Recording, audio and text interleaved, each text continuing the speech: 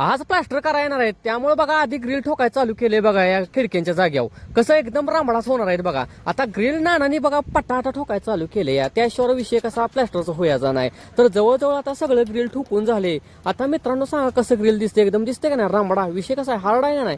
तर आता बघा झाले सगळं ठोकून आता प्लास्टरचे मिस्त्री येणार आहेत बघा आणि जवळजवळ प्लास्टर यांनी चालू पण केले. आता जवळजवळ ही आज सगळी रूम होते काढणार आणि बाबांनी तांबाखू खायला चालू केली आणि बाबा आता तांबाखू खाऊन एवढे खवळते की माल आता उलटा पालताच केलाय बघा विषय रांबडात.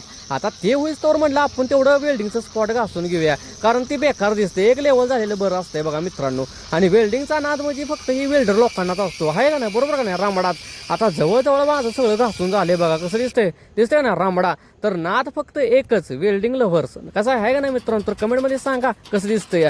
आणि आतलं पण बघा बाबांनी आणि मिस्त्रीने सगळं उरकतच आणले काम नात्र कोपरं एकदम खट काढून आतलं प्लास्टर सगळं एका दिवसात तिने संपून मोकळीच झाली ती. आता फक्त राहिलं ते आमचं फक्त पॉलिशचंच राहिलं कसं रांबडाच.